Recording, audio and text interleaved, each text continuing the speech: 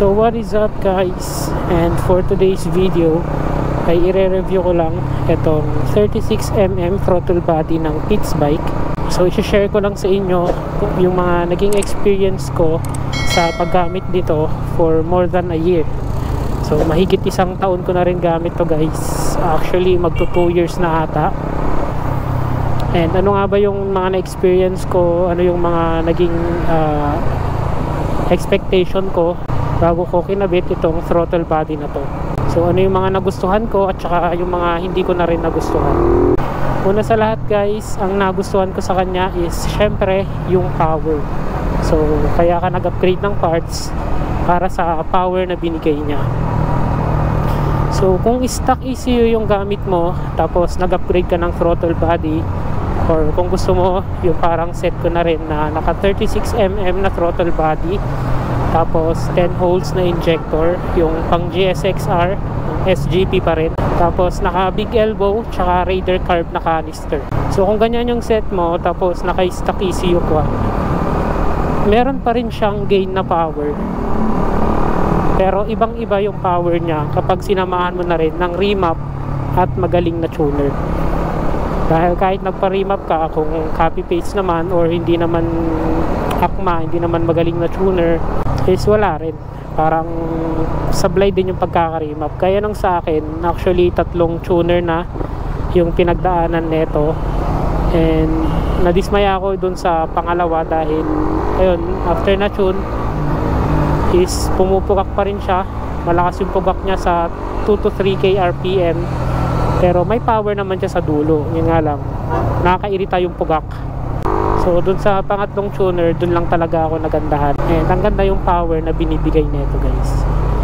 So yun yung pinakauna kong nagustuhan, meron siyang power gain kahit stock ECU lang yung gamit mo, lamang ka sa mga naka-stock parts. So yun yung pinaka nagustuhan ko. Syempre nag-upgrade ka nga para may power. And then syempre yung hindi ko nagustuhan, may kaakibat yan na fuel consumption. So yun yung isang hindi ko na nagustuhan. Lalakas na siya sa gas guys, especially kung nagpa-remap ka ng ECU. Kung stock ECU yung gamit mo, medyo okay lang yung konsumo ng gas niya. Hindi nalalayo sa ano yan, hindi nalalayo sa all stock, sa stock parts. Although may konting dagdag sa fuel consumption, pero konting-konti lang. Pero pag nag-remap ka na, yun na, ramdam mo na yung pagbabago ng gas consumption guys. Pero sulit naman para sa akin yung binibigay niyang power. Kung ang basahan mo is power siya, sulit guys, sulit yung gas consumption niya sa power na binibigay neto. By the way, ang sprocket combination ko sa ganitong set ko is 1439.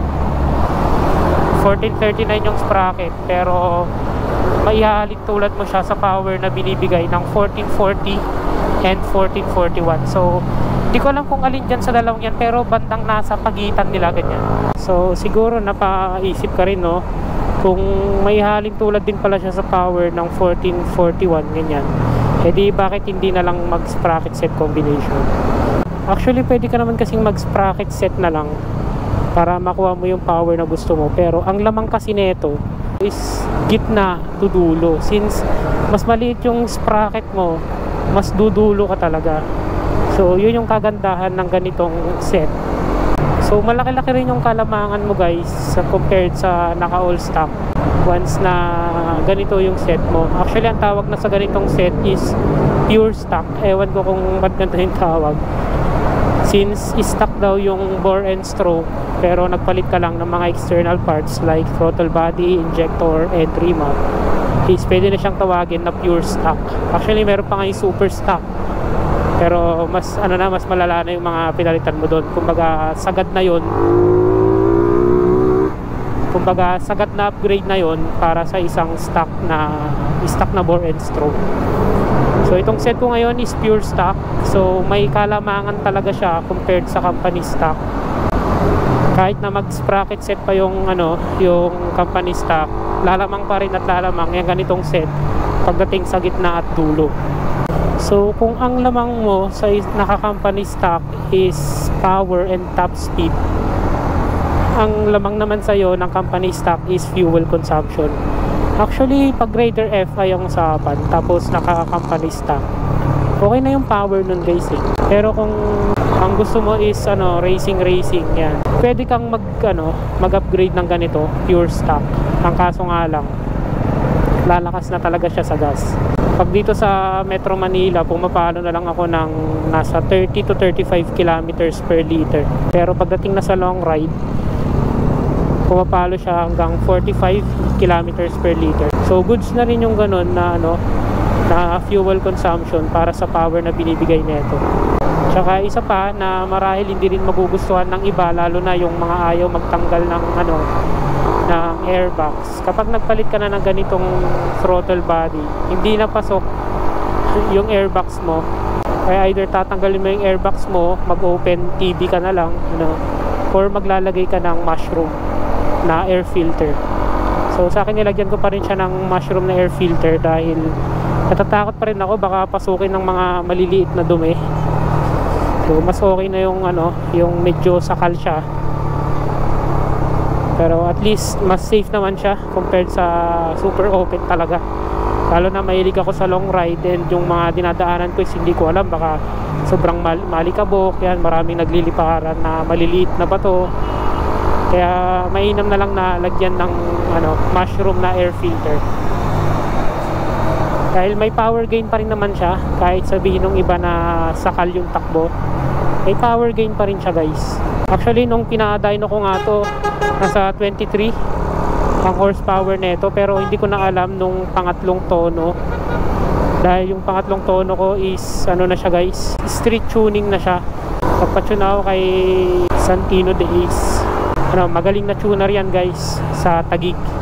So ano nga ba yung naging expectation ko bago ako nag-upgrade ng ganito? So una, ang naging expectation ko is sobrang lakas niya. Yung tipong akala mo kargado na, ganyan, yung kahit sino pwede mo nang palagan. Pero in reality, hindi pala. Since stock pa rin yung yung bore and stroke mo, hindi siya kasing lakas ng mga kargado talaga.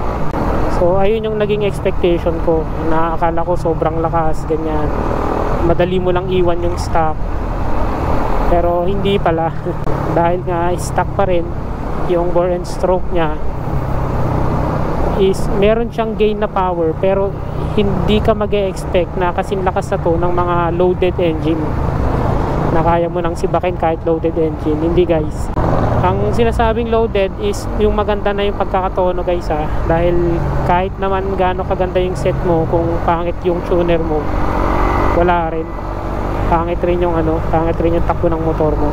Kaya ang binabanggit kong loaded dito is yung maganda na yung pagkakatono. So kung maganda yung pagkakatono ng ng pure stock mo, tapos maganda rin yung pagkakatono ng loaded, huwag kang mag-expect na kaya mong sibakin yung loaded kapag ganitong ganitong naka-set ka. Kung stock lang yung ECU mo, tapos ganito pa rin yung set mo, naka 36mm, 10 hose injector, big elbow, medyo kukulangin ka pa rin sa power dahil nga yung stock ECU mo is nakaset sa mga stock parts. So hindi na maximize yung pag-upgrade mo ng mga parts kung stock lang yung ECU mo. Kaya the best talaga, once na nag-upgrade ka ng ganito, is isagad mo na, iparimap mo na para matono, maayos yung AFR. Once kasi inaayos yung AFR, once na maitono yan, is nagagamit mo na yung potential ng mga pyesa na kinabit mo. So malalaman mo yung kaibahan netong kinabit mong pyesa na naka-remap compared sa naka-stock lang na ECU. After 1 year of usage guys, netong 36mm na throttle body, lately ko lang na-realize yung ganda ng power niya. Dahil nga yung expectation ko nyon is medyo nadismaya ako dahil akala ko na sobrang lakas talaga. So kung ikaw na nagbabalak pa lang na mag-upgrade din na kagaya ko, huwag ka lang masyadong mag-expect ng power dahil baka madismaya ka lang din na gaya ko. Itong Pitts bike na 36mm is okay na rin. Meron pang isang budget meal din na 36mm na throttle body, yung 4S1M. Magaganda yung mga na yan, magaganda yung mga budget meal na throttle body na yan. So mahigit isang taon na rin na nagamit ko itong pitch bike na throttle body, and up until now wala naman issue. Wala naman akong issue na experience yan. Nakailang ano na rin ako dito guys, nakailang linis na rin ako dito, na every long ride, tapos pagka uwi yan, linis din agad ng throttle body. So nakailang baklas na rin ako, and okay naman, wala naman ako nakikitang ano, di pa naman ako nagkakaroon ng aberya. So etong pitch bike na 36mm is maganda na rin siya guys.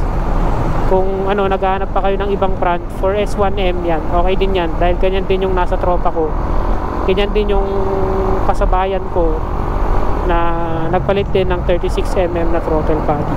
Ang ano lang, ang nawala lang dito sa 36mm is yung gustong gusto kong tunog sa stock na throttle body pag naka open TV. Yung akala mo mahangin siya, yung gumaganon yung tunog, is kala ko mas lalakas siya dito sa 36mm, dahil gusto ko nga yung tunog na yon.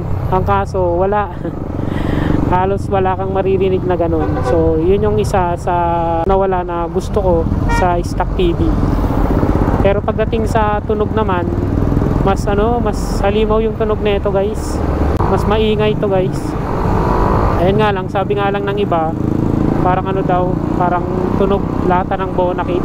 Pero okay lang, kahit na tunog lata ng Bonakit, at least may power naman na siya. Kahit na ikumpara mo siya sa naka-remap na all stock, is mas may power pa rin talaga yung naka 36mm na throttle body. Samahan mo pa ng big elbow.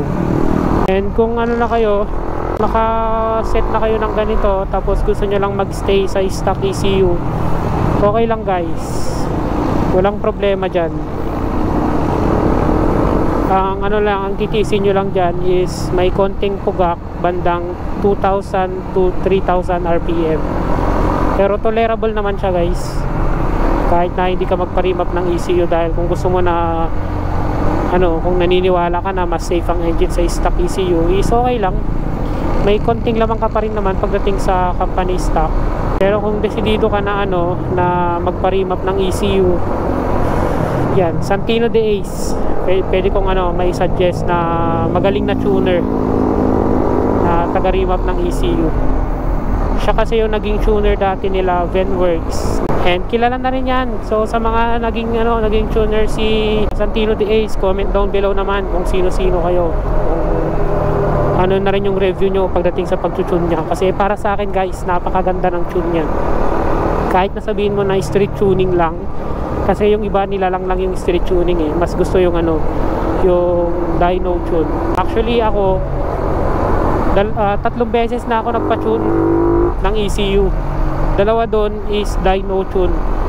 Pero ang pinaka nagustuhan ko sa lahat is yung street tuning ni Santino de Ace. Hindi niya titigilan yung motor mo hanggat hindi niya nakukuha yung magandang tono. Hanggat may nakikita siyang hindi maganda sa pagkakatono, i-correct niya yan. Kaya ayan, napakaganda, napakagaling ng serbisyo ni Santino de Ace. And hanggang ngayon, pagdating sa mga ECU, pagdating sa mga tuning, sa kanya lang ako nagchat-chat. Chat nyo siya sa guys, sa Facebook, Santino de Ace, kung desidido kayo magpa-remap. And sa akin nung sinalpak ko yung stock ECU ko, hinahanap-hanap ko yung lakas at power ng remap na ECU. Bihira ko lang gamitin yung stock ECU guys. Mas mas gusto ko yung tono, yung takbuhan ng motor ko sa remap na ECU, especially sa ganitong set. So ayun lang naman guys yung masasabi ko at yung review ko dito sa pitch bike na 36mm na throttle body after more than a year na paggamit nito. So sa mga nagbabalak dyan na mag-upgrade ng kanilang motor, ito na ang suggestion ko lang sa inyo is huwag kayong mag-expect, don't expect too much.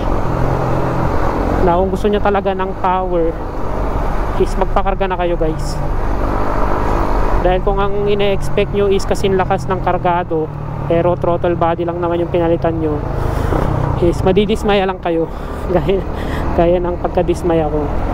Pero ngayon, after a year na gamit, is na-appreciate ko na yung power na binibigay nito.